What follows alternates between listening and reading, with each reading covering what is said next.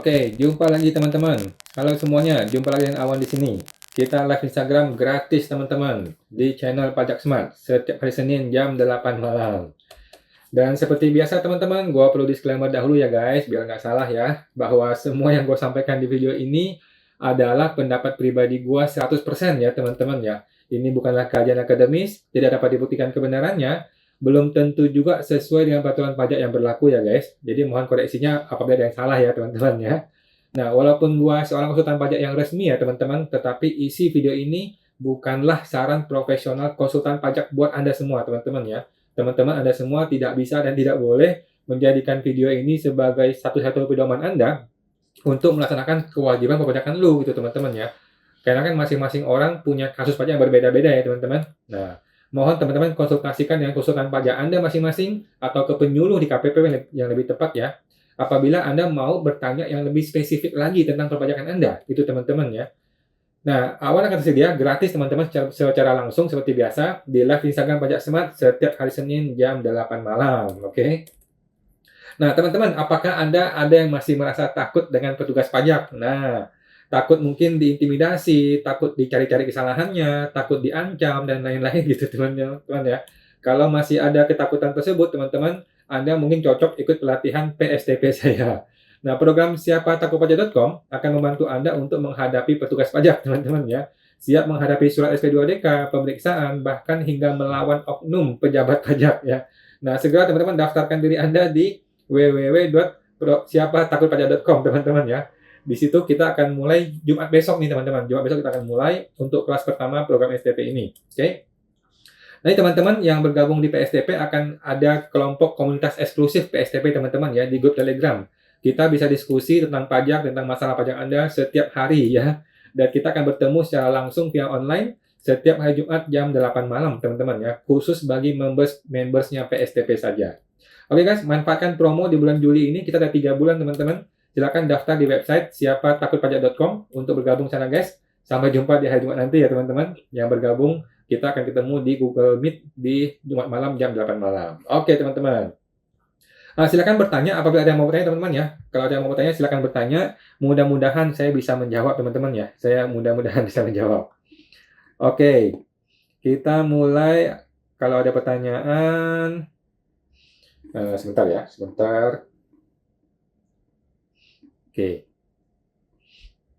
Dari Bapak William WHC. Selamat malam. Malam Pak William. Tolong tanya, kalau jual beli mobil bekas atas nama PT dan pribadi, pajak apa saja yang dikenakan dan berapa persen dan harga setelah penyusutan pada saat itu atau harga pada saat beli atau jual pada saat jual.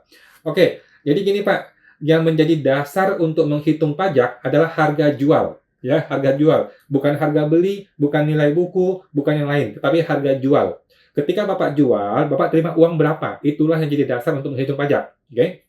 Nah, pajaknya berapa? Kalau Bapak PKP, maka ada PPN dan PPH kan? Kalau bukan PKP, maka hanya ada PPH, tidak ada PPN. Oke? PPN-nya berapa persen? PPN mobil bekas itu setahu saya pakai DPP nilai lain, yaitu 1,1% ya. PPN DPP nilai lain kalau Bapak PKP. Oke? Mengenai PPH, itu ada 2 kemungkinan. Kemungkinan pertama adalah PPH final yang 0,5%. Kemungkinan kedua adalah PPH yang menggunakan PPH umum, yaitu PPH progresif. Nah, tergantung nih Bapak dalam kategori apa. Kalau kategori UMKM berarti 0,5% kalikan omset. Kalau kategori umum berarti PPH progresif dikalikan dengan laba bersih. Gitu Pak ya. Ada PPN, ada PPH. PPN itu hanya berlaku jika Bapak itu PKP. Kalau PPN itu setahu saya 1,1% untuk mobil bekas. Kalau PPH bisa PPH final 0,5%, bisa PPH umum yang progresif dikalikan dengan nilai laba bersihnya saja. Gitu Pak William. Semoga terbantu Pak William.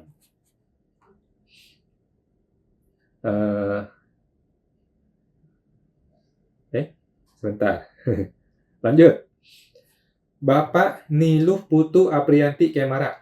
Pak mau tanya, kalau pakai jasa konstruksi non PKP, apakah kita potong PPH konstruksi dan bayar PPN KMS? Oke, mengenai potong PPH konstruksi, itu iya kalau Bapak adalah statusnya pemotong ya. Bapak itu CV atau PT atau PTP, maka Bapak wajib potong PPh jasa konstruksi. Oke, itu satu. Jadi, kalau Bapak orang pribadi tidak usah potong, karena Bapak bukan pemotong. Tetapi kalau Bapaknya badan, maka Bapak perlu potong PPh jasa konstruksi. Mengenai PPN KMS, itu perlu dibayar kalau Bapak membangunnya lebih dari 200 meter persegi, Pak. Kalau Bapak membangun itu lebih dari 200 meter persegi, maka Bapak perlu bayar PPN KMS, yang nilainya 2,2% kalau nggak salah. Gitu. Kalau Bapak membangunnya di bawah 200 meter persegi, maka tidak usah bayar PPN KMS. Cukup potong PPh jasa konstruksi kalau Bapak pemotong. Gitu, Pak. Nah, semoga terbantu, Pak Aprianti, Pak Putu. Terus, Ibu atau Bapak Gregorius Kusuma. Malam kawan, malam Pak Kusuma. Saya mau tanya, Saudara PKP WPOP dapat SPDODK yang menanyakan PPN penjualan atas rumah tinggal yang dibeli sebelum jadi PKP. Apakah memang harus terbitkan faktur pajak dan PPN 11%? Jawaban saya tidak. Jawaban saya tidak. Oke, argumennya apa? Argumennya adalah walaupun dia PKP, tetapi jualan rumah itu bukanlah kegiatan usahanya dia.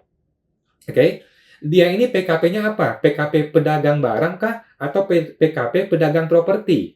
Kalau dia PKP pedagang barang, maka kalau dia jual rumah pribadi dia, itu bukan objek PPN, karena itu tidak berhubungan dengan usaha. Tetapi kalau dia itu pedagang properti, maka semua rumah ya dianggap usaha, karena itu kan pedagang properti, maka dia perlu kenakan PPN atas jual rumahnya. Gitu, Pak. Jadi intinya, jual rumah pribadi ini termasuk kegiatan usaha atau bukan kegiatan usaha. Kalau termasuk kegiatan usaha, maka itu kena PPN. Kalau bukan kegiatan usaha, maka itu tidak termasuk PPN.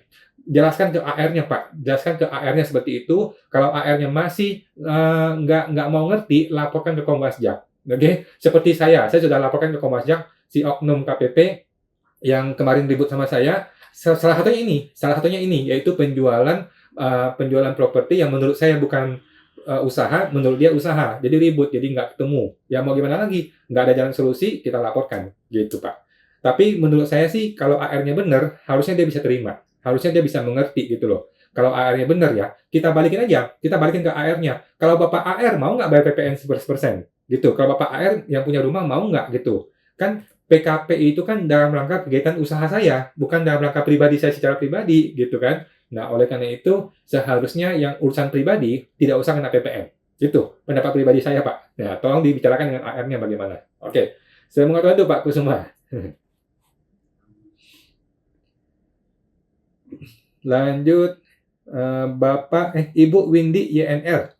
Pembayaran yang sudah di PBK, apakah bisa di PBK lagi? Jawabannya bisa. PBK yang pertama salah pilih jenis pajak. Boleh, Ibu, mau di PBK 10 kali juga silahkan saja. Yang penting ketika PBK, bawalah surat persetujuan PBK yang sebelumnya. Oke? Surat yang sebelumnya, yang asli, mesti dikembalikan kepada KPP, dan nanti diajukan PBK, akan terbit PBK yang baru lagi. Gitu, Bu. Bebas saja, nggak ada masalah. Semoga teman-teman tuh, Bu Windy.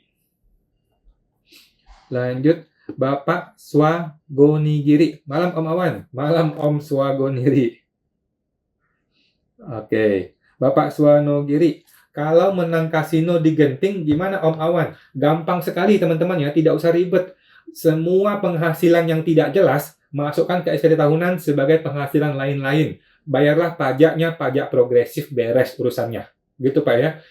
Pajak itu nggak akan pernah mempermasalahkan kalau kita menggunakan tarif tertinggi. Oke, jadi petugas pajak tidak akan pernah mempermasalahkan kalau kita menggunakan tarif yang tertinggi.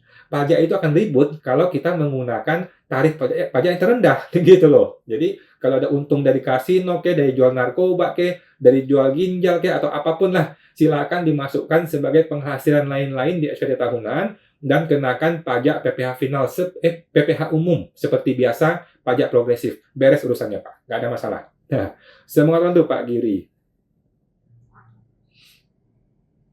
Bapak Jaka Pramana Akuntan. Malam Pak Jaka. Apakah ada masalah jika kita usaha distributor, menjual satu produk yang sama, tapi kita pecah menjadi 2 CV atau PT, padahal barang yang dijual sama dan mereknya sama, supaya tidak lebih dari 4,8 M? Oke, jawaban saya silakan dilakukan, tetapi Bapak harus betul-betul rapi. Betul-betul rapi itu maksudnya gini, kita ini kan mau hemat pajak, sehingga kita kan maunya pecah 2 entitas kan. maka betul-betullah dipecah dua entitas. Artinya apa? Belinya dua entitas, jualnya dua entitas, rekeningnya dua entitas, barangnya dua entitas, laporannya dua entitas, gitu loh. Jangan sampai kita jualnya kita pecah dua entitas, tapi waktu beli satu rekening, waktu beli satu NPWP, itu namanya orang bodoh ya, gitu. Nggak boleh begitu. Jadi kalau bisa dipecah dua entitas, betul-betul dipecah dua bisnis gitu loh, Pak. Oke? Nah, itu kalau memang Bapak terpaksa untuk menghindari PKP. Tapi pada dasarnya, kalau orang itu sudah jualan barang PKP, kalau jualan barang itu barang PPN, maka sebaiknya jadi PKP saja, nggak ada masalah. Gitu. Kalau jual barang itu jual yang memang ada PPN belinya, maka jadilah PKP, nggak ada masalah. Gitu. Cuman banyak beberapa kasus orang dagang barang yang tidak bisa ada PPN masukan, itu ribet tuh. Nah, itu yang harus dia pecah omset. Tetapi kalau pecah omset harus betul-betul dipecah dengan benar, Pak ya. Jangan sampai asal-asalan. Gitu, Pak. Nah, semoga terbantu Pak Jaka. Bapak Hendri Awan 23. Izin tanya kok, kalau misal ada arsitek, dia orang pribadi yang mengerjakan desain untuk pekerjaan kontraktor, apakah dia kena PPh final 4 ayat 2? Desain, mengerjakan desain untuk pekerjaan kontraktor. Setahu saya tidak, Pak. Kalau jasa desain itu PPh 23, ya. Kalau jasa desain itu PPh 23. Setahu saya yang namanya PPh final itu kalau dia memasang kusen, memasang alat listrik, memasang kayu, memasang beton, memasang itu. Yang sifatnya memasang itu akan lebih cenderung ke jasa konstruksi, PPh final. Tetapi kalau desain itu kan jasa biasa. Desain itu adalah jasa desain, lebih cenderung ke PPh 23 sih, kalau saya sih. Gitu, Pak. Semoga terbantu, Pak Hendri. Lanjut, Ibu Marlin Damai. Dividen ke pengusaha kena PPh nggak kok? Dividen ke perusahaan. Dividen ke perusahaan. Maksud Ibu Marlin itu perusahaan dapat dividen gitu, Bu ya. Kalau perusahaan dapat dividen dari perusahaan yang lain, maka itu sudah bukan objek pajak. Gitu, Bu. Setahu saya begitu ya. Kalau perusahaan punya saham di sebuah PT, kemudian dia dapat dividen dari PT tersebut, maka itu sudah tidak usah bayar pajak.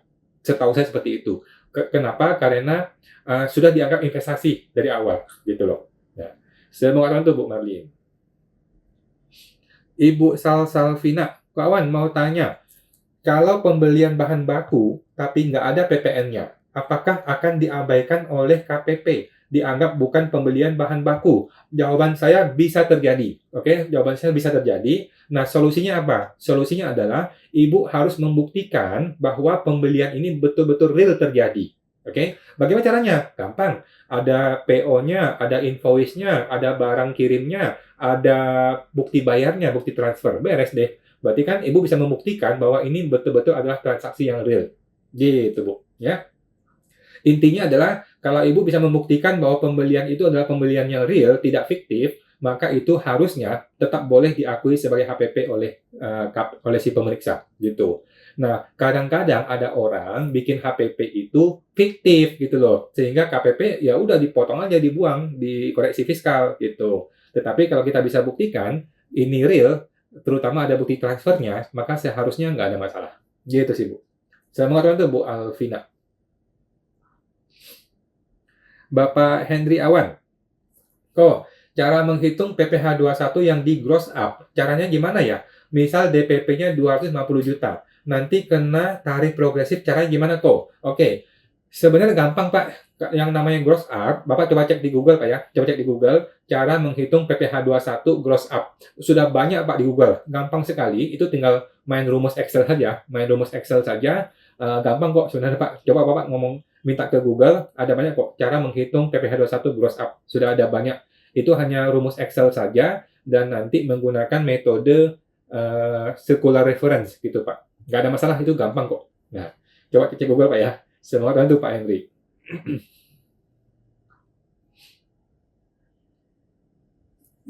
Bapak Rokim Syah, Pak mau tanya, jika tidak lapor pajak PPh 21, mesti nilainya nihil. Apakah bisa kena denda? Jawaban saya, memang PPh 21 tidak usah lapor, Pak, kalau nihil, ya. PPh 21 memang tidak usah lapor kalau nihil, kecuali masa bulan Desember. Oke? Jadi PPh 21 itu, kalau nggak ada isinya tuh, nggak ada yang dipotong, nggak ada yang dibayar pajaknya, maka dari Januari sampai November tidak usah lapor. Oke? Khusus bulan Desember perlu dilapor. Kenapa? Karena di Desember itu kita akan bikin bukti potong pajak. Ya, kita akan bikin bukti potong. Bukti potong itu tetap harus dibikin walaupun orang karyawan tidak dipotong pajaknya. Gitu, Pak. Jadi, PPh 21 yang nihil itu hanya perlu dilapor di masa Desember. Masa yang lain tidak usah lapor. Memang begitu aturannya, Pak. Semoga itu Pak Rohim Syah. Ibu Chanutami 48. Malam kok, malam Bu Chanutami. Gimana solusinya kalau pembeli mau retur barang tapi tidak mau nebitin nota retur, tapi si pembeli mau input retur faktur pajak masukannya di e-faktur, apakah begitu sudah cukup kok? Nggak bisa dong. Kalau dia mau retur, maka dia harus bikin nota retur. Kalau dia tidak bikin nota retur kan berarti curang dong. Dia balikin barangnya, kita balikin uangnya, tetapi PPN masukan tetap diambil. Nggak boleh ya. Jadi tolong dong komunikasi dengan si pembelinya. Kalau barang mau dikembalikan, maka harus bikin nota retur. Itu kan sudah masalah administrasi, masa nggak dibikin sih? Gitu. Harus bikin lah, harus bikin. Bilang ke pembelinya, itu sudah administrasi. Kalau dia nggak bikin nota retur, nanti di kita gimana dong menjurnalnya? Nanti kita gimana PPN-nya? Gitu loh. Jadi harus bikin nota retur. Harus ya. Nah, semoga itu Bu Utami. Lanjut. Bapak Henry Awan 23. Misal ada WP yang penghasilan omset 500 juta. Usahanya buka bengkel atau kos-kosan. Apakah ada pajaknya atau tidak karena omset kurang dari 4,8 M? Maksud Bapak omset kurang dari 500 juta Pak ya? Nah, yang namanya UMKM, kalau omset di bawah 500 juta, tidak usah bayar PPh. PPh tidak usah bayar ya. Karena kan dia UMKM dan punya omset di bawah 500 juta. Oke? Tetapi khusus untuk kos-kosan, kalau dia jadi objek pajak daerah, maka dia mesti bayar yang 10% pajak hotel dan restoran itu. Pajak hotel, restoran yang kos-kosan. Kalau memang dia masuk ke situ, maka dia mesti bayar yang 10%. Oke? Tetapi yang PPh negara itu seharusnya nggak usah bayar kalau dia punya omset masih di bawah 500 juta. Gitu, Pak. Nah, semoga tuh Pak Hendrik.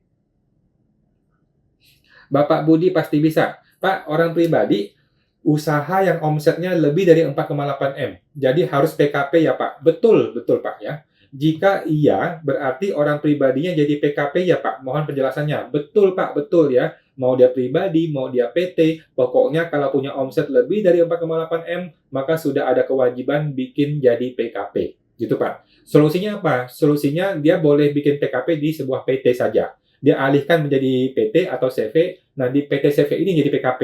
Pribadi nggak usah PKP.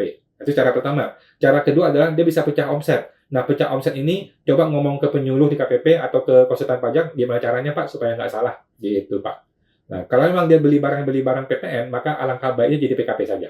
Gitu. Nah, saya mengatakan itu Pak Budi. Ibu Tirza Kezia. Malam kawan, malam Bu Tirza. Kau mau tanya kalau pinjaman bank PT tapi dipakai untuk keperluan pribadi direktur, maka beban bunga pinjaman tersebut apakah harus dikoreksi fiskal positif? Jawabannya iya. Jawabannya iya, Bu ya. Jadi, semua beban atau biaya yang digunakan untuk keperluan pribadi direktur, maka cuma ada dua kemungkinan. Pertama, dikoreksi fiskal positif, yang kedua, dibebankan sebagai beban gaji. Gitu, Bu. Cuma ada dua kemungkinan ya. Dikoreksi fiskal, kena PPh badan, atau dijadikan beban gaji. Beban gaji berarti kan kena PPh 21. Gitu. Tinggal pilih mana yang lebih betul. Gitu. Yang penting ini tidak bisa jadi beban biasa. Nggak bisa jadi beban yang tidak kena pajak, nggak bisa. Gitu, Bu. Saya mengatakan itu, Bu Tirza. Bapak Gregorius Kusuma. Terima kasih, kawan. Saya, ya sama-sama, Pak. Saya tunggu juga YouTube update dari Kompasjaknya, kawan. Semangat informasi pajak, kawan. Terima kasih, Pak Kusuma. Nantikan ya, teman-teman. Saya tetap akan bikin series satu persatu mengenai pelaporan Kompasjak. Masih panjang soalnya. Ibu Tirza Kezia. Karena direktur juga mau bayar PPh 23 final atas bunga pinjamannya. Terima kasih kok. PPh 23 final. Jadi nggak bisa, nanti cuma ada dua kemungkinan, Bu. Yang pertama adalah dikoreksi fiskal, sehingga kena PPh badan. Cara kedua adalah, begitu uang itu keluar untuk bayar bank, dicatat sebagai gaji si direktur. Itu paling terpaksa, begitu, Bu. Jadi ini keperluan direktur nih, ini nggak bisa jadi PPh 23, bukan PPh 23 atas bunga pinjaman, bukan. Kalaupun PPh 23, kalau bank itu tidak ada PPh 23. Nah, jadi cara pertama adalah dia koreksi fiskal, cara kedua adalah dijadikan gaji bagi si direktur, jadi seolah-olah direktur yang bayar bunganya. Gitu sih, terpaksa begitu sih, Bu. Nah, semoga teman-teman tuh, Bu Tirza. Buat teman-teman, mohon maaf ya, kalau bisa jangan deh pinjam uang dari badan, tetapi uang dipakai untuk pribadi. Jangan ya. Kalau bisa jangan. Jadi PT itu masih urusan PT, pribadi ya pribadi. Jangan dicampur aduk dua-dua ini. Gitu. Bapak Hendri Awan 23. Misal ada invoice bulan Maret. Ada objek PPh 23. Dilaporkan misal bulan Juni sesuai dengan pembayaran. Apakah boleh? Setahu saya boleh, Pak. Setahu saya boleh. Setahu saya memang PPh 23 itu berdasarkan pembayaran, bukan berdasarkan invoice. Gitu, Pak. Karena PPh 23 itu ngikutinnya cash basis. Ngikutin ketika uang keluar, bukan ngikutin ketika invoice dibikin. Gitu sih, Pak. Semoga tuh Pak Hendri. Bapak Suwangonigiri, beda dengan norma ya Om Awan. Tadi mengenai apa Pak Nogiri ya? Pak Nigiri ya? Tadi mengenai apa ya? Oh, yang menang itu Pak ya? Yang menang apa namanya? Menang judi ya kalau nggak salah ya. Kalau menang judi atau menarkoba atau apa, saya rasa nggak bisa pakai norma. Norma itu sebenarnya untuk pengusaha atau pekerja bebas. Pekerja bebas itu contohnya apa? Pengusaha properti, agen asuransi ya, agen asuransi pakai norma, agen MLM, kemudian marketing atau sifatnya profesional seperti saya ini konsultan pajak. Nah, pengacara, artis, dokter itu baru menggunakan norma, Pak. Tetapi kalau menang judi itu kan berarti penghasilan lain-lain, itu nggak bisa norma gitu. Kalau dia mau bikin norma ya boleh-boleh saja silakan, tetapi yang betul itu bukan norma. Itu adalah betul-betul penghasilan lain-lain. Itu bukanlah penghasilan sehubungan dengan usaha. Gitu sih Pak. Saya mengatakan tuh Pak Giri. Oke, Bapak Giri, terima kasih informasinya. Sama-sama Pak Giri. Ibu Arijani 67. Menyambung tentang PPN jual mobil oleh PT. Kalau PT usahanya bukan jual beli mobil, apa tetap bayar PPN? Apa bedanya dengan PT yang jual rumah tadi? Dalam hal ini, PT usahanya juga bukan properti. Oke, yang pertama mesti kita cek adalah apakah waktu belinya dia mengkreditkan PPN masukan. Oke, kalau waktu belinya dia mengkreditkan PPN masukan, maka sudah jelas begitu dia jual pun dia harus kenakan PPN penjualan. Oke, itu ya. Kalau dia ada PPN masukan, otomatis ada PK, pajak keluaran.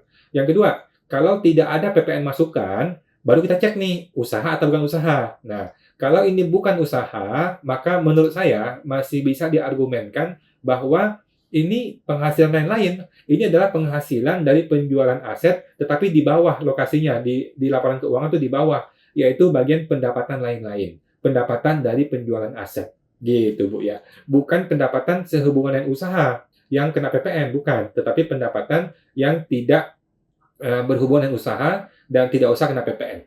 Kalau saya sih berargumen seperti itu. Ya, yang pertama mesti kita lihat adalah pajak masukannya. Kalau pajak masukannya kita kreditkan, maka otomatis ada pajak keluaran. Kalau pajak masukan tidak kita kreditkan dan ini barang bukan dalam rangka kegiatan usaha, maka itu boleh untuk tidak kena PPN gitu. Tetapi kan aneh, kok bisa perusahaan beli mobil tetapi tidak untuk usaha? Nanti jadi ribut lagi sama AR gitu ya. Kalau orang pribadi sih sudah clear ya, kita boleh ngomong. Kalau pribadi PKP kita boleh ngomong, ini kan mobil buat rumah saya, bukan buat usaha. Tetapi kalau PT kan memang dibikin untuk usaha. Kok bisa dia punya mobil yang bukan usaha? Nanti jadi ribut lagi sama AR. Jadi coba dipertimbangkan lagi, Bu. Nah, saya mengatakan itu Bu Ari. Bapak Aris Wira Pratama, biaya pensiun apa kena koreksi fiskal? Biaya pensiun? Maksud Bapak ini biaya untuk bayar pensiun si pegawai gitu Pak ya? Saya rasa tidak Pak. Kalau swasta tuh nggak ada biaya pensiun Pak. Kalau perusahaan swasta tidak ada namanya biaya pensiun. Yang ada adalah pesangon. Kalau pesangon itu tidak dikoreksi fiskal, itu boleh-boleh saja jadi biaya dan memang dipotong PPh kok. Dipotong PPh 21 nggak ada masalah gitu. Yang penting kan dipotong PPh 21 maka itu sudah seharusnya tidak usah kena koreksi fiskal. Gitu ya, Pak ya. Semoga teman tuh Pak Aris. Ibu Kezia 888777. Malam kawan, malam Bu Kezia. Mau tanya, apakah laba ditahan boleh dipakai untuk bayar hutang? Boleh-boleh saja Bu, nggak ada masalah. Laba ditahan mau dipakai buat yang lain-lain silakan saja. Laba ditahan kan boleh dipakai buat bayar dividen, boleh dipakai buat yang lain silakan saja, nggak ada masalah. Gitu Bu, boleh-boleh saja. Semua teman itu Bu Kezia. Ibu Melani S50 bergabung. Ya Bu, mari bergabung. Bapak Abdul Kadirs 46. Malam kok, malam Pak Abdul. Mau tanya, WP Badan awal usaha pakai tarif PPh Badan Umum, bukan pakai PPh Final. Apakah wajib buat surat keterangan? Masalahnya tahun pajak 2019 pakai final, mau pembetulan pakai tarif umum saja. Sudah lewat Pak, sudah nggak bisa. Kalau Bapak mau bikin tarif umum, mesti bikin surat, betul? Suratnya itu secara online Pak, di menu KSWP, kemudian di menu yang namanya menunya menu layanan, kemudian KSWP, kemudian menu untuk bahwa saya melaksanakan kewajiban perpajakan secara umum. Tetapi itu hanya berlaku untuk tahun yang bersangkutan Pak, bukan untuk tahun yang kemarin. Untuk yang 2019 yang sudah lewat sudah nggak bisa, gitu. Kalau 2019 sudah lewat dan dia sudah terlanjur menggunakan PPh final, sudah lewat sudah nggak bisa, gitu sih Pak. Ya pembetulan tetap final lagi, nggak bisa pembetulan dari final diubah jadi umum, gitu. Umum tuh hanya bisa berlaku untuk tahun sekarang, untuk tahun yang berjalan, gitu. Silakan diajukan di KSWP. Tetapi anyway ini sudah 2019, kemungkinan sudah lewat ya, PPh finalnya sudah lewat. Nah, saya mengatakan tuh Pak Abdul. Oke. Ibu S. Salvina, makasih kok. Sama-sama, Bu Alvina. Ibu S. Alvina, kok, maaf tanya lagi. Apakah pada tahap SP2DK kita bisa membuat pembetulan SPT tahunan yang dimaksud atau tunggu selesai SP2DK? Jawabannya bisa, Bu. Bisa ya. Jadi SP2DK itu justru boleh pembetulan. Justru SP2DK itu boleh pembetulan gitu. Pembetulannya setelah selesai SP2DK boleh. Sebelum SP2DK selesai boleh. Pada saat ngomong sama AR dibetulkan boleh gitu. Nggak ada masalah. SP2DK itu masih sangat cair, masih sangat fleksibel. Memang negara kasih kesempatan pada kita untuk ngeberesin pembetulan di SP2DK. Boleh, Bu, boleh. Yang tidak boleh pembetulan itu kalau pemeriksaan resmi ya, SP2 gitu. Itu baru tidak boleh pembetulan. Itu harus sudah dituangkan dengan SKP gitu. Tetapi kalau SP2DK masih boleh gitu. Saya mau bantu Bu Alvina. Bapak Budi pasti bisa. Pak dapat SP2DK 2019. Lalu pembetulan PPN. Kita lalu dapat data dari KPP, masih ada Fatin yang bisa dikreditkan 100 juta. Fatin itu maksudnya apa Pak? Pajak masukan ya. Ternyata di data tersebut ada double dan menjadi 90 juta. Mohon solusinya. Fatin itu apa Pak ya? Fatin itu apa? Oke. Jadi intinya sih gini. Ini kemungkinan pajak masukan Pak ya. Kalau ada pajak masukan ditemukan belum dikreditkan, kita mesti tanya ke diri sendiri, itu betul nggak ada pajak masukan itu? Kalau itu pajak masukan itu fiktif atau tidak ada atau double seperti Bapak bilang, maka tidak usah dikreditkan ya teman-teman ya. Jangan mengkreditkan barang yang bukan pajak masukan kita, jangan dikreditkan. Oke, siapa tahu itu pajak fiktif gitu loh. Jangan ya. Jadi kita cukup mengkreditkan faktur pajak yang memang bagian kita saja. Gitu Pak. Jadi jangan Pak ya, kalau pajak masukan orang lain atau bukan standar kita, jangan kita kreditkan, gitu Pak. Saya mengatakan itu Pak Budi. Lanjut. Ibu VV 68. Malam kok, malam Bu VV. Kalau suami ada gaji dari PT, ada pendapatan sewa rumah, apakah jika ada usaha lain-lain di bawah 4,8 M masih bisa ikut UMKM? Jawabannya boleh Bu, nggak ada masalah ya. Jadi seorang karyawan sekaligus punya sewa rumah, sekaligus dia pedagang UMKM, boleh-boleh saja, nggak ada masalah ya. Satu orang boleh punya 4 KLU, boleh sekaligus karyawan, boleh sekaligus pekerja bebas, boleh sekaligus pengusaha UMKM, boleh juga usaha lain-lain, jasa lain-lain juga boleh. Jadi satu orang boleh punya 4 klasifikasi usaha, bebas saja. Boleh Bu, silakan yang UMKM silakan dibayar yang PPh final 0,5%. Yang sewanya bayar 10%, yang gaji seperti biasa dipotong oleh kantor. Gitu Bu VV. Boleh Bu, saya mau bantu Bu VV. Bapak Edward Tojan, kok mau tanya, sekarang potongan PPh 21 karyawan pakai aplikasi apa ya? Setahu saya masih sama, Pak, aplikasi ISPT PPh 21. Setahu saya masih sama ya, pakai ISPT PPh 21. Saya mengatakan tuh Pak Edward Tojan. Bapak Arasifa 820, Bapak Ibu ya. Malam kok, malam Bu Ara. Saya mau tanya, kan saya dapat SP2DK nuh, 411124 100 PPh pasal 23. Dan saya mau pembetulan. Cuman saya masih bingung, untuk pembetulannya diisi kolom yang mana ya kok? Saya masih nggak nangkep Bu, di kolom yang mana maksud Ibu? Silakan diisi sesuai dengan SP2DK saja, nggak ada masalah. Jadi mungkin ditemukan gitu ya, ditemukan ada biaya yang belum dipotong PP23 gitu Bu ya. Nah, kalau ditemukan ada biaya yang belum dipotong PP23, Ibu tinggal bikin pemotongannya, minta KTP NPWP si vendornya, kemudian dipotong seperti biasa saja. Gitu sih Bu, mestinya nggak ada masalah sih. Nah, saya mengatakan tuh Bu Ara si Pak. Oh Bu Ara, dan saya sudah bayarkan dendanya SP2DK-nya, tinggal pembetulannya. Oh, oke. Boleh sih, Bu. Silakan pembetulan, dibikin bukti potongnya. Itu sih. Bikin bukti potong dan tinggal dilapor saja PPh 23 di masa dan tahun tersebut. Gitu sih, Bu. Mestinya nggak ada masalah. Tinggal bikin bukti potong aja. Nah, saya mengatakan itu, Bu Ara. By the way, ini SP2DK atau SKP atau STP, Bu. Kalau STP, cukup dibayar, nggak usah dilapor. Kalau STP ya. Kalau SP2DK saja, ada temuan, maka Ibu perlu bikin bukti potong.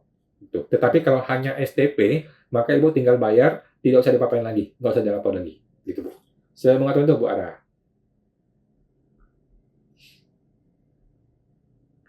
Bapak Henry Awan 23. Maaf, tadi kok Awan bilang PPh 23 berdasarkan cash basis. Dasar hukumnya apa ya, kok? Berarti beda dengan faktur pajak ya. Kalau sesuai PMK 141, dibuat ketika ada penyerahan barang, jasa, payment, mana yang lebih dahulu. Betul, Pak. Betul, setahu saya begitu. Saya agak lupa dasar hukumnya apa ya, Pak. Tapi gini, logikanya gini. Logikanya adalah PPh 23 itu kan kita belum tahu berapa angkanya ketika invoice terbit. Ya kan? Ketika invoice terbit, kita belum tahu berapa nilai PPh 23. Kan? PPh 23 itu baru akan ketahuan ketika dipotong. Ya kan? Ketika dipotong dan ditransfer itu tidak full. Gitu kan? Oleh karena itu pakai cash basis. Gitu sih, Pak. Karena kita belum tahu nilai PPh 23 ketika di invoice. Tetapi ketika kita transfer, barulah ketahuan nilai PPh 23-nya. Gitu sih, Pak. Itu sih dasar logikanya. Tetapi di mana dasar hukumnya saya juga agak lupa. Tetapi seharusnya ada sih dasar hukumnya. Coba dicek lagi Pak ke Google mungkin boleh. Jadi kalau waktu invoice nanti kita nggak bisa cocokin dengan uang keluar gitu. Kalau dia pakai cash basis, kita bisa cocokin dengan uang keluar. Setahu saya sih gitu. Nah, saya mau tahu tuh Pak Henry. Bapak Budi pasti bisa. Pak mau tanya dong. Biar bisa punya kemampuan pajak seperti Bapak, kira-kira apa saja yang harus dipelajari? Kalau boleh minta bagi pengalaman Bapak bisa sampai seperti sekarang. Yang pertama, ikut brevet kalau Bapak mau belajar pajak ya. Kalau mau belajar pajak, ikut brevet. Yang kedua, baca buku pajak. Yang ketiga, dari pengalaman-pengalaman sih. Pengalaman-pengalaman ya lama-lama jadi paham juga sih Pak. Sebenarnya saya bukan orang yang paham-paham pajak gitu. Kalau saya mau dibandingkan dengan para sesepuh-sesepuh di kantor pajak ataupun di konsultan yang gede ya, jauh. Mereka tuh jauh lebih ahli gitu Pak ya. Jadi cuman Bapak kebetulannya ketemu saya di sini. Seolah-olah bagus nih, hebat nih orang. Padahal kalau dibandingkan dengan sesepuh-sesepuh yang senior, jauh, mereka jauh lebih hebat. Gitu sih Pak. Ya tinggal baca buku kalau mau. Saya mau bantu Pak Budi. Bapak Putu, sebaiknya PMA yang pakai jasa konstruksi non-SUJK lebih baik akui PPN KMS daripada potong 4% ya. Jadi gini Bu, PMS dengan PPH itu beda jalur ya. PPN dengan PPH itu beda jalur. Oke. Kalau mengenai PPN KMS itu tergantung si kontraktornya itu PKP atau bukan. Kalau kontraktornya itu PKP, maka tidak usah bayar PPN KMS, kan sudah bayar PPN, ya kan? Kalau kontraktor itu bukan PKP, barulah kita bayar PPN KMS. Oke. Itu yang pertama. Yang kedua mengenai PPH. PPH itu memang mesti dipotong, Bu. Nah, jadi ada PPN ataupun tidak ada PPN, tetap mesti potong PPH final jasa konstruksi. Gitu ya. Dua ya, PPN dan PPH. PPH itu tetap harus dibayar walaupun tidak ada PPN-nya. Gitu, Bu. Nah, Semoga tuh Pak Putu. Bapak Arif Rohman. Kok mau tanya, saya ada ekspor di mana dalam satu PEB itu ada BKP dan ada jasa maklon. Sehingga saat pembuatan faktur di dokumen lain, saya harus milih antara BKP atau JKP ekspor. Seharusnya bagaimana kok? Bisa nggak dia dipilih dua item, BKP dan JKP dalam satu barang, Pak? Dalam satu PEB. Kalau tidak bisa langsung ke BKP-nya aja, Pak.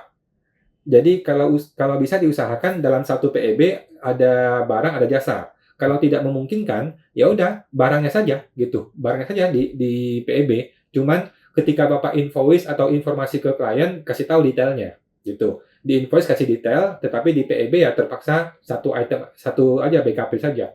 Digabungin nilainya gitu. Kalau emang nggak bisa sih ya. Setahu saya sih mungkin begitu caranya, Pak. Nah, saya mau ngatakan tuh Pak Arif. Ibu Estiana Gokils. Dividen yang tidak diinvestasikan kena pajak 10%. Apakah si penerima harus bayar PPh lagi? Oke, jawabannya Bu, PPh dividen itu dibayar oleh si penerima, bukan oleh si perusahaan. Gitu Bu ya. Jadi kalau perusahaan kasih dividen, maka si perusahaan tidak lagi memotong. Gitu. Perusahaan sudah tidak peduli apakah si penerima ini mau investasi atau tidak investasi, mau bayar atau tidak bayar, si perusahaan sudah lepas tangan, sudah nggak peduli. Oke, PPh dividen dibayar secara mandiri oleh si penerima dividen. Oke, kalau si penerima dividen itu menginvestasikan, maka dia bayar 10%. Kalau penerima dividen tidak menginvestasikan, kebalik ya. Kalau si penerima dividen itu menginvestasikan, maka dia tidak usah bayar ya. Tapi dia mesti lapor ya 3 tahun berturut-turut. Kalau dia tidak investasikan, maka dia lapor sendiri dan bayar sendiri 10%-nya. Gitu, Bu. Sedangkan si pemberi dividen, si perusahaan, sudah tidak usah potong, tidak usah bayar sama sekali, nggak peduli dia apakah si penerima itu mau investasi atau tidak mau investasi. Gitu, Bu ya. Jadi tidak akan double ya, tidak akan double. Nah, semoga itu Bu Esti. Bapak Fen 272. Malam kawan. Malam Pak Fen. Saya mau tanya, apa beda dan apa hubungan antara data di trial balance dengan data di report cost center untuk keperluan mapping data di SPI tahunan badan? Waduh, ini sudah terlalu teknis, Pak. Saya sendiri kurang paham ya kalau sudah terlalu teknis mengenai accounting reportnya. Jadi mohon maaf, Pak. Mungkin boleh konsul ke ahli accountingnya, Pak. Ahli accounting yang mungkin auditor, mungkin KAP. Kalau saya nggak terlalu ahli nih. Sudah terlalu teknis nih ke trial balance dengan report cost center. Jadi mohon maaf Pak, saya kurang paham kalau ini. Saya mohon maaf Pak Fen. Bapak Feniak Gustin. Malam kok, malam Bu Feni.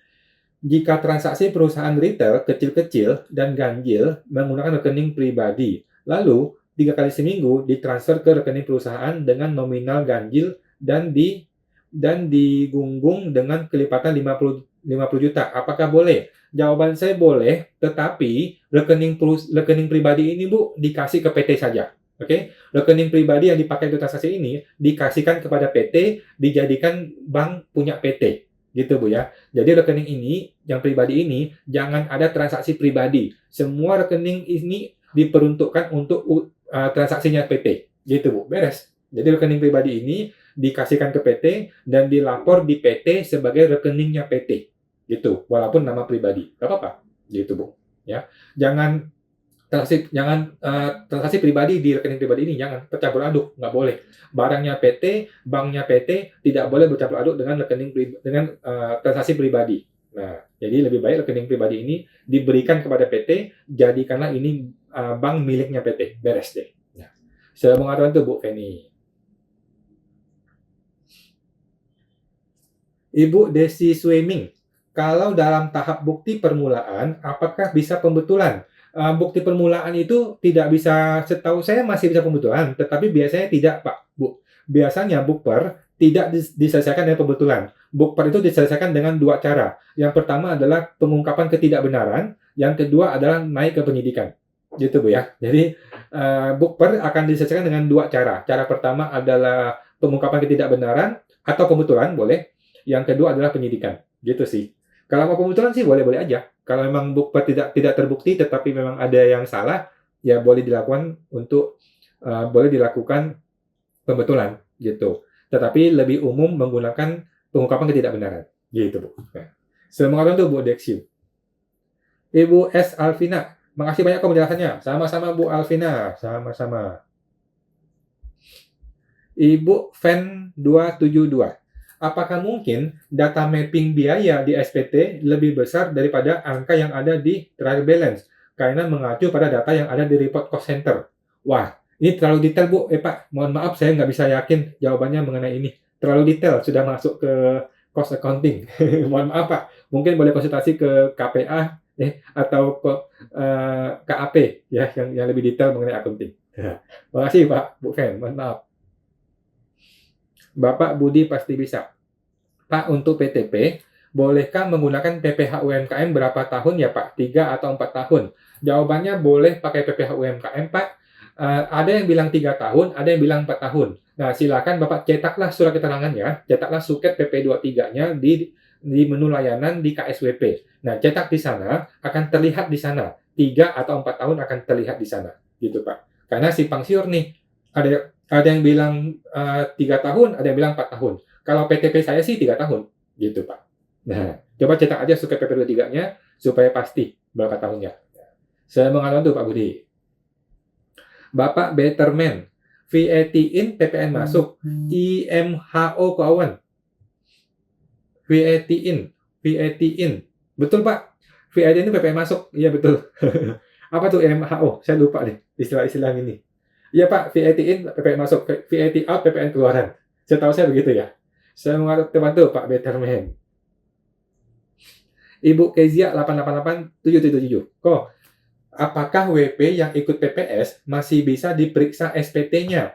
Nah, SPT 2020 ke bawah bagi peserta PPS yang K2 itu tidak akan mungkin diperiksa lagi, ya. Oke. Jadi bagi peserta PPS yang K2 yang 2016 ke 2020, maka SPT 2020 ke bawah sudah tidak akan diperiksa lagi. Gitu, Bu ya. Tetapi tidak diperiksa bukan berarti nggak salah ya.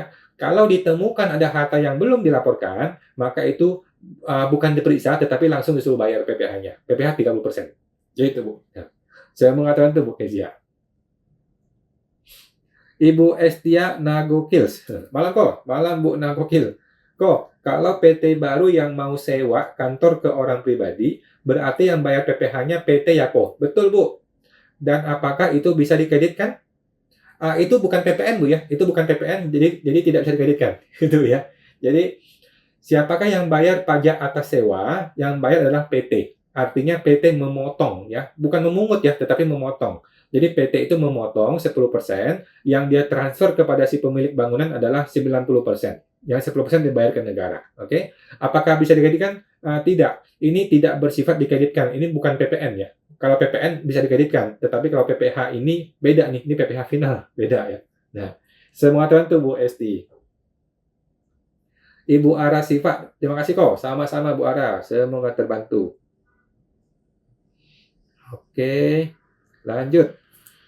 Bapak Herman WBS 64. Malam kok, malam Pak Herman. Kalau ada pemeriksaan pajak, pemeriksa harus berdasarkan temuan yang akurat atau bisa berdasarkan fiskus. Kalau pendapat pribadi saya, ini kan negara hukum Pak ya. Ini negara hukum, bukan negara bapaknya lo gitu ya. Jadi semuanya harus berdasarkan hukum ya teman-teman.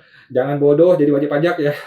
Semua harus berdasarkan hukum, semua harus berdasarkan temuan yang jelas gitu. Tidak boleh berdasarkan asumsi, dan asumsi, tidak boleh. Ya gitu teman-teman ya. Simpel jawabannya ya. Jadi kalau datanya jelas dan memang kita salah, kita harus mengaku salah. Kalau datanya tidak ada, apalagi pakai asumsi ya tolak aja dah. Gitu Bu, Pak. Semua teman tuh Pak Herman. Bapak Abdul Kadir 46. Kok perusahaan pusatnya di Pratama Jakarta, tapi ada usaha di daerah di Bandung. Apakah perlu buat NPWP cabang? Jawabannya perlu. Jenis PPh apa yang disetor di NPWP cabang? Semua PPh kecuali PPN boleh dipusatkan, gitu Pak ya. Jadi di cabang itu akan membayar dan melaporkan semua PPh kecuali PPN. Kalau PPN dia boleh pusatkan kepada pusatnya, gitu Pak ya. Kalau PPh kan PPh 21, 22, 23, 4 ayat 2, semua PPh itu adalah di cabang masing-masing. Gitu Pak ya. Kalau PPN boleh dipusatkan, di induk saja yang bikin faktur pajak. Gitu Pak. Saya mengatakan itu Pak Abdul. Ibu Melia, kok kalau pemeriksaan badan, kemudian ada invoice atau kwitansinya hilang, gimana konsekuensinya? Bikin ulang, Bu. Ya, ini invoice beli atau invoice jual? Kalau invoice jual, tinggal cetak ulang dong. Ya, kalau invoice jual, tinggal cetak ulang. Kalau invoice beli, minta ulang kepada si vendor atau supplier. Oke, kalau masih tidak ada, Ibu bisa buktikan dengan bukti transfer.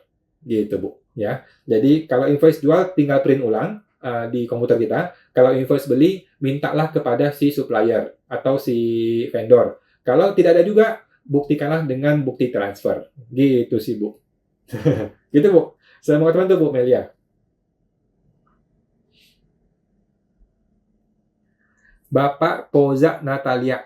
Untuk pelaporan dividen yang 10%, pakai formulir apa ya, Pak? PPh dividen itu dilapor menggunakan PPh 4 ayat 2, Bu. PPh unifikasi yang 4 ayat 2. Ya. Jadi, coba cek dulu, Bu ya. Ada nggak menunya? Di PPh unifikasi, kemudian pilih yang 4 ayat 2, kemudian pilih dividen. Oke. Kalau di situ tidak ada menunya, berarti nggak usah lapor. Cukup lapor di SPT tahunan saja. Gitu. Setahu saya sih ada menunya deh. Kalau nggak ada ya sudah, cukup bayar saja. Cukup dibayar saja, nggak usah lapor. Gitu. Kalau diinvestasikan, berarti kan 0%. Nah, itu harus dilapor di tahunan. Di bulan Maret, di menu e-reporting investasi. Gitu, Bu. Saya mengatakan itu Pak Poza. Ibu Feni Agustin. Terima kasih kok. Sama-sama, Bu. Tapi untuk nomor rekening pribadi, apakah harus nama yang ada di dalam akta perusahaan kok? Nggak masalah, Bu. Nggak perlu. Mau rekeningnya supir, mau rekeningnya karyawan yang lain, mau rekeningnya OB, rekeningnya staf yang admin, boleh-boleh saja. Yang penting rekening itu diambil dan dipakai untuk keperluan perusahaan. Dan di jurnal di dalam perusahaan. Gitu, Bu. Itu maksud saya. Gitu. Mau rekening nama siapapun nggak ada masalah. Yang penting rekening itu dipakai, dipinjam untuk perusahaan, dan jangan ada transaksi pribadi di sini. Semua ini adalah untuk perusahaan dan di jurnal oleh perusahaan. Beres deh. Nah, saya mengatakan itu Bu Feni. Ibu Melani S90. Malam Pak Wan. Malam Bu Melani. Mau tanya mengenai jual mobil. Pihak penjual harus membayar pajaknya, pendapatan lain-lain. Ini kalau perusahaan, Bu ya. Kalau dia perusahaan, kemudian dia menjual mobil yang tidak dalam kegiatan usaha, maka itu masuk ke pendapatan lain-lain. Gitu sih, Bu. Kalau dia orang pribadi, ya masuk ke UMKM. Kalau dia UMKM ya, bayar 0,5%. Gitu sih.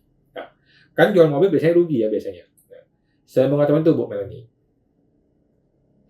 Ibu Deksiu Ming. Makasih kawan. Sama-sama Bu Deksi. Bapak Agung Parasara. Kok, kalau lawan transaksi dikenakan PPh 26 tarif 0%, tax treaty P3B, apakah tetap perlu lapor? PPh 26 perlu lapor, Pak. Perlu lapor di ISPT PPh 21 ya, atau 23 ya. Mungkin 23 ya. Bapak perlu lapor di PPh unifikasi yang bagian PPh 23 26. Bapak input di situ tuh. Bapak mesti upload tuh tax treaty-nya. Jadi SKD-nya atau surat apa tuh, keterangan domisili, surat of domicile gitu ya. Itu Bapak mesti upload ketika Bapak lapor tuh PPh 26 ya. Laporkanlah ke PPh unifikasi bagian PPh 23 26 gitu, Pak. Semoga tuh Pak Agung. Ibu Marlina Jaya. Malam kok. Malam Bu Marlina. Maaf mau tanya, kan PT sudah nggak lah terpotong Bu Marlina, terpotong, oh terpotong Bu ya, nanti diketik lagi Bu ya. Oke, kita ulang lagi, lanjut dulu ya. Bapak Fen 272, Pak, jika dalam sebulan kita ada buka faktur pajak PK, tapi tidak dipungut PPN, kodenya 080. Dan juga faktur pajak 010. Apakah ada perbedaan cara dalam pengkreditan PPN-nya? Ada Bu, ada ya. Jadi semua pajak masukan yang berhubungan dengan 080 ketika dijual, maka itu tidak bisa dikreditkan. Gitu Bu ya. Mudah-mudahan paham ya. Semua pajak masukan yang berhubungan dengan 080 ketika dijual itu tidak bisa dikreditkan. Nah, pajak masukan yang berhubungan dengan 010 ketika dijual, maka itu bisa dikreditkan. Mudah-mudahan paham Pak ya. Kalau masuknya itu keluarnya di 080, maka masuknya nggak bisa dikreditkan. Kalau keluarnya 010, maka masuknya boleh dikreditkan. Gitu, Bu. Semoga Tuhan itu, Bu Fen. Bapak David QM Bun. Malam kok, malam Pak David. Saya sedang kena SP2DK. Apakah penyelesaiannya bisa dengan pembetulan? Jawabannya bisa banget Pak, bisa. Dan memang cuma itu satu cara ya. Dan apakah AR harus keluarkan berita acara? Wajib keluarkan berita acara. Kita minta Pak ya, minta. Kalau nggak minta ya nggak dikasih. Ya. Jadi ketika ada pertemuan dengan AR, Bapak harus minta berita acara hasil pertemuan tersebut. Ya, kalau nggak minta ya kita nggak dikasih. Nah, kalau minta ya dia harus kasih. Oke. Apakah bisa selesai dengan pembetulan? Jawabannya bisa. Dan memang cuma itu caranya ya. SP2DK itu memang cuma bisa diselesaikan dengan pembetulan. Nggak ada yang lain. Gitu Pak. Nah, semoga Tuhan itu Pak David. Ibu Marlina Jaya. Malam kok. Malam Bu Marlina. PT nggak lapor dah 2 tahun. Sekarang mau terima jasa ke bendahara negara. Apakah boleh pakai nama pribadi saja? Boleh-boleh saja Bu. Boleh dimasukkan omset UMKM? Jasanya jasa IO. Jasa IO ya, jasa IO. Gini, kalau jasa IO-nya Ibu ini banyak karyawannya, maka kan ini kategori usaha. Bisa nih UMKM, bayar 0,5% kali dengan omset. Tetapi kalau jasa IO-nya itu cuma sendiri, atau mungkin 1 orang, 2 orang saja, maka agak susah ya. Lebih baik pakai norma. Gitu sih Bu. Jadi kalau memang sudah kompleks jasa IO-nya, sudah ramai orang yang bekerja, Ibu sebagai bosnya, maka menurut saya boleh nih pakai UMKM bayar 0,5% gitu. Tetapi kalau jasa IO-nya itu cuma sendiri atau berdua orang gitu, maka lebih cenderung sebagai pekerja bebas gitu. Boleh menggunakan norma kalau Ibu punya surat norma, surat NPPN. Kalau tidak punya surat NPPN, maka kena 100%. Gitu sih Bu. Nah, semoga Tuhan itu Bu Marina. Bapak Betterman, kawan, kalau kas atau setara kas di neraca, laporan keuangan nilainya lebih besar dibandingkan data temuan KPP, yaitu saldo rekening bank. Apakah itu artinya ada pajak yang masih harus dibayar? Saya rasa enggak sih Pak ya. Kan yang namanya kas dan setara kas itu kan bisa bank, bisa bukan bank. Bisa saja uang tunai, gitu. Kan boleh dong perusahaan punya uang tunai, boleh dong, ya kan? Jadi kas setara kas ini tidak cocok dengan data bank, data di KPP, karena KPP kan tidak tahu Bapak punya uang tunai. Gitu, Pak. Ya, Bapak tinggal jelaskan kepada AR bahwa, Pak, kas setara kas saya itu isinya bukan hanya bank, Pak, tetapi ada uang tunai. Gitu. Yang Bapak temukan itu kan hanya data bank saja, sedangkan saya kan masih ada uang tunainya. Gitu. Sepintas seperti itu, Pak ya. Sepintas seperti itu, tetapi detailnya mungkin Bapak perlu buka lagi kasusnya yang lebih detail. Gitu, Pak. Saya mau tahu itu, Pak Betterman. Oke. Ibu Estiana Gokils. Kok tanya lagi. Untuk renovasi kantor ke jasa orang pribadi, hitungan pajaknya bagaimana ya kok? Terima kasih. Oke. Kalau dia orang pribadi, yang paling gampang Bu, Ibu potong saja PPh 21. PPh 21 yang bisa 2,5%, bisa 3% dengan kategori bukan pegawai. Oke. Kategorinya bukan pegawai, yang menerima penghasilan, yang berkesinambungan atau tidak berkesinambungan, potongnya itu 2,5% atau 3% sesuai dengan dia punya NPP atau tidak punya NPP. Oke, itu paling gampang, PP 21. Cara kedua adalah potong PPh jasa konstruksi. Kalau Ibu mau nih, potong jasa konstruksi, kan PPh final ya. PPh final lebih enak, beres gitu. Dia kena 4%, lebih gede sih, tetapi lebih enak PPh final. Oke, jadi tinggal pilih nih, mau PPh 21 tidak final, atau PPh final yang jasa konstruksi. Gitu sih. Orang pribadi sama aja. Saya mengatakan itu Bu Estina. Bapak X2P Chiang. Malam kawan. Malam X2P. Mau tanya, kalau AR bilang mau periksa untuk 5 tahun ke bawah, apakah ada dasar hukumnya ya? Jawabannya bukan dasar hukum. Jawabannya adalah suka-suka dia, Pak. Ya. Bukannya masa pajak expired 5 tahun ke bawah, kecuali diterbitkan pemeriksaan bukber, mungkin bisa ya.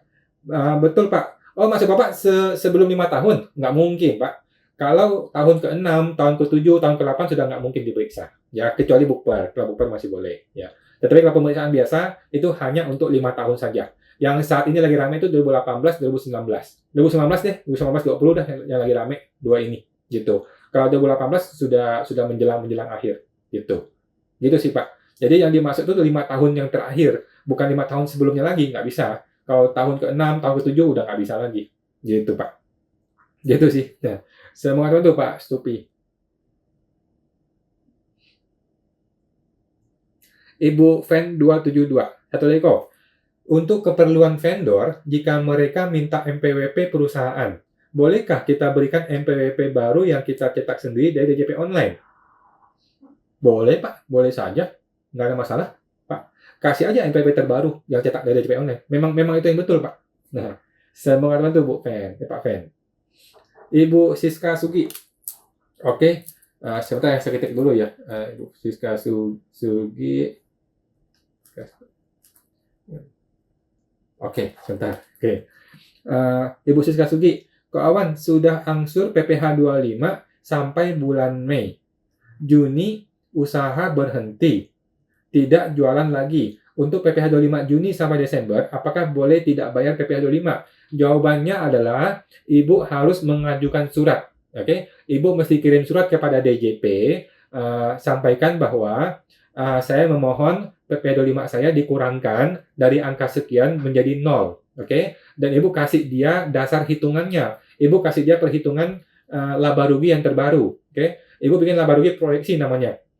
Laba rugi proyeksi dari hasil penjualan Januari sampai Juni, kemudian Ibu proyeksikan sampai Desember, ya. Dari Juli sampai Desember kan jadi 0 tuh laporannya. Nah, Januari sampai Juni ada angkanya, Juli sampai Desember 0, kemudian Ibu hitung ke bawah berapa nilai PPh badannya. Kalau terhitungnya itu sudah LB, sudah melebihi dari yang sudah dibayar, maka Ibu harusnya boleh memohon untuk pengurangan PPh 25 gitu. Tetapi kalau hitungannya masih ada kurang bayarnya, maka kurang bayar inilah yang akan dibagi dengan 6 bulan berikutnya. Itulah PPh 25 yang terbaru yang Ibu mintakan pengurangannya. Gitu Bu ya. Nah, bikinlah surat resmi. Saya mengatakan itu Bu Siska. Bapak David, terima kasih kok penjelasannya. Sama-sama Pak David, sama-sama. Bapak Budi pasti bisa. Pak, kan lapor SPT PPh final menggunakan e-Bupot unifikasi mulai 2022. Untuk buat SPT final sewa gedung 2019, bisa tidak Pak menggunakan e-Bupot unifikasi? Setahu saya nggak bisa. Atau harus pakai ISPT sebelum unifikasi. Jadi gini Pak, menurut saya nih Pak ya, menurut saya, yang penting dibayar aja. Gitu Pak. Yang penting dibayar, nggak usah lapor. Gitu. Silakan bikin pembetulan SPT tahunannya saja. Nggak usah yang bulanan. Oke? Cukup pembetulan SPT tahunan aja, kalau perlu dimasukkan dan dibayar pajaknya. Udah. Bilang ke AR, Pak, saya sudah bayar nih. Kalau saya mau lapor, susah Pak. Waktu itu belum ada unifikasi, Pak. Susah. Udah repot lagi Pak lapornya. Udah, nggak usah. Cukup dibayar saja. Gitu sih. Yang penting kan nanti denda dibayar lagi kan. Kan ada denda tinggal dibayar. Gitu sih. Repot lah kalau udah sebelum unifikasi. Nah, saya mengatakan itu Pak Budi. Bapak Mei Collection 56. Malam kok. Malam Pak Mei. Mau tanya, kalau WPOP mau pindah ke WP Badan, oke, Aktiva gedung tempat usaha dianggap setoran modal OP ke CV. Apakah bisa? Jawaban saya bisa, tapi tidak perlu. Dan untuk tanahnya, apa harus diberlakukan sewa? Menurut saya Pak ya, menurut saya, gedung dan tanahnya semuanya jangan dialihkan ke CV atau PT. Cukup disewakan saja kepada CV PT. Gitu Pak ya. Jadi biar CV PT menyewa ke Bapak aja dan bayar 10% PPh sewa. Gitu. Ya. Jadi di CV itu hanya jualan barang, hanya bisnis transaksi saja, tidak usah punya aset tanah dan bangunan, nggak perlu. Gitu sih Pak. Tanah dan bangunan tetap di pribadi dan Bapak sewakan kepada CV tersebut. Gitu loh. Kalau Bapak masukkan sebagai saham atau sebagai modal, nanti agak susah, agak repot lagi, nggak ada guna, nggak ada manfaat, gitu. Mending disewakan saja, Bapak terima uang sewanya kan. Gitu. Saya mengatakan itu Pak Mei.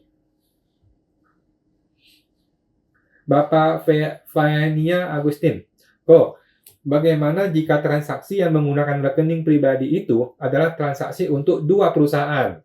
Karena perusahaan retail kami dipecah pencatatannya. Sementara transaksi digabung menjadi satu. Oke? Mulai besok rekening itu dibuang, tutup, dan bikin rekening baru, bikin dua rekening baru. Ya. Rekening A untuk PTA, rekening B untuk PTB. Janganlah digabung-gabungin gitu, Bu.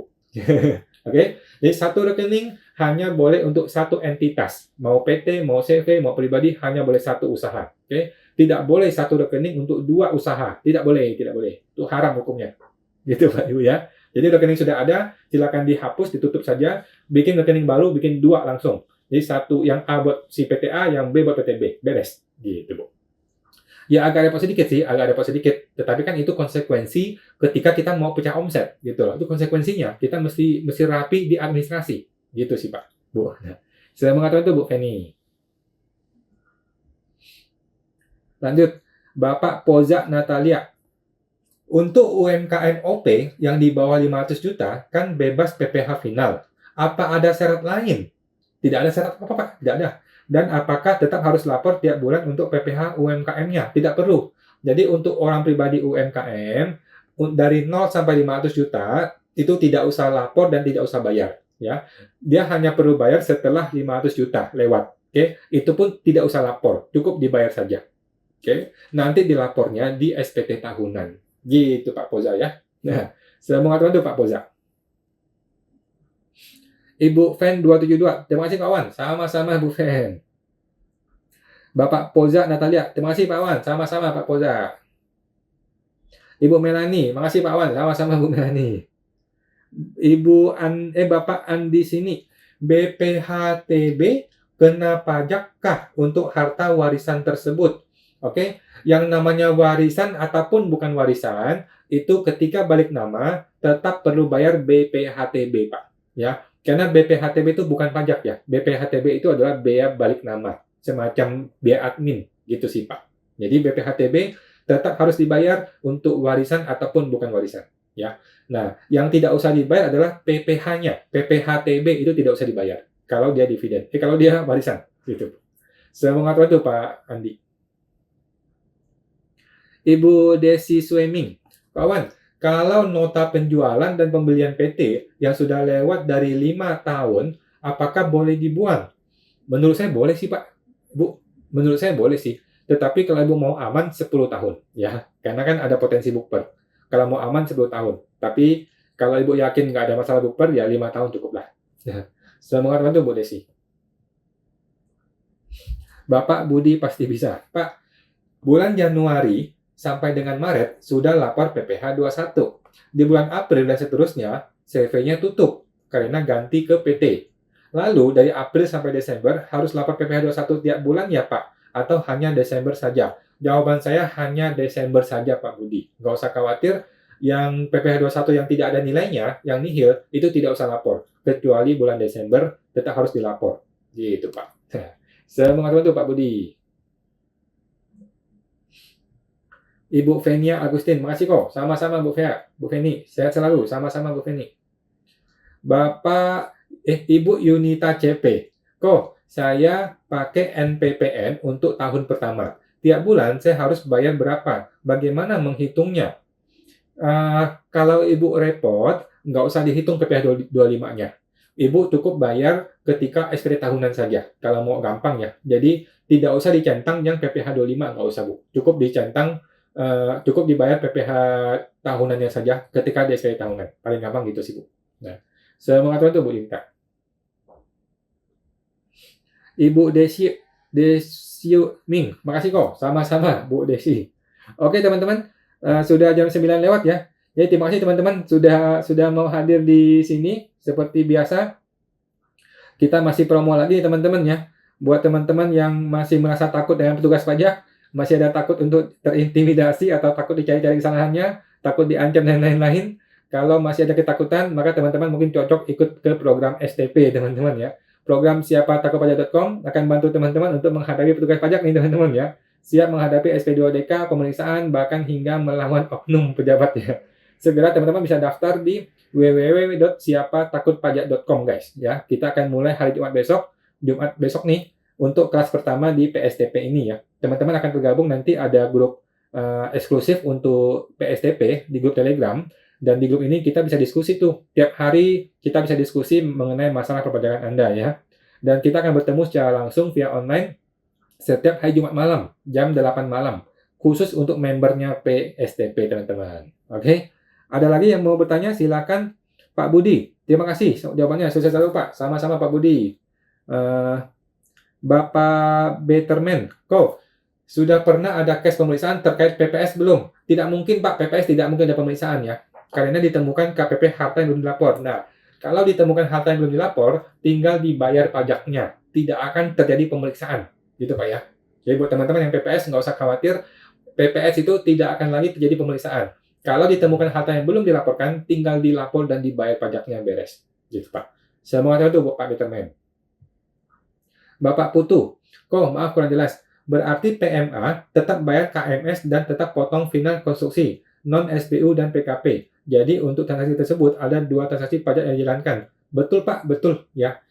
PPN dan PPH itu tetap itu dua dunia yang berbeda ya. PPN tetap dibayar, PPH tetap dibayar. Dipotong maksudnya PPH ya. PPH dipotong, PPN itu dibayar kalau memang si kontraktornya itu bukan PKP. Tetapi kalau kontraktornya sudah PKP ya udah nggak usah bayar lagi PPN-nya. Gitu Pak. Semua tahu Pak Putu. Oke, Ibu Yunita, berarti tiap bulan tidak perlu bayar atau lapor apa-apa ya kok? Nggak perlu Bu, kalau Ibu pekerja bebas, cukup bayar di SPT tahunan saja. Gitu Bu. Kalau mau hitung PPh 25 boleh, Ibu tinggal centang PPh 25 di dalam SPT tahunannya, centang PPh 25. Tetapi kalau Ibu merasa repot, nggak usah lah, langsung dibayar di tahunan saja. Gitu Bu Yunita. Semoga teman-teman Bu Yunita. Ibu Kezia, makasih kok, Tuhan berkati. Sama-sama Bu Kezia, terima kasih.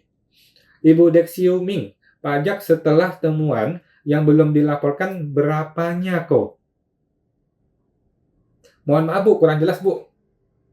Setelah ikut PPS ya? Oh, setelah ikut PPS, kemudian ditemukan harta yang belum dilaporkan gitu ya? Gampang, 30% selesai. Ya. Jadi buat teman-teman yang sudah ikut PPS, tetapi ditemukan lagi yang belum dilaporkan, caranya adalah tinggal bayar 30%. Oke? Atau minta ke AR untuk pembetulan PPS. Boleh tuh, PPS itu boleh dibetulkan ya. PPS boleh dibetulkan, tetapi atas persetujuan dari AR. Oke? Bilang ke AR-nya, Pak, ditemukan ini, tolong dong dibetulkan PPS-nya. Nah, boleh dibetulkan, tinggal bayar PPS-nya lagi, mungkin tambah denda dikit lah. Gitu, Pak. Bu, ya. Coba mau ke AR ya. Semua teman itu Bu Desi. Bapak Betterman, tes kok GBU. Sama-sama Pak Betterman. Ibu Putu, Bapak Putu. Terima kasih kok. Kalau bergabung grup STP, berapa biaya daftarnya Pak? Untuk biaya Bapak coba langsung masuk Pak, langsung masuk ke www.siapatakutpajak.com. Ya, www.siapatakutpajak.com untuk bergabung sana, langsung ada di sana semua detailnya Pak. Saya juga kurang jelas nih, ada tim yang ngurus soalnya.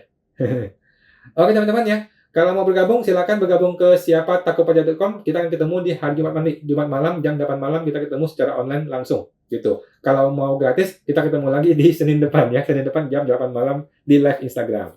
Oke, terima kasih semuanya Bu Desi, Pak Putu dan semuanya terima kasih. Sampai jumpa lagi minggu depan. Mari.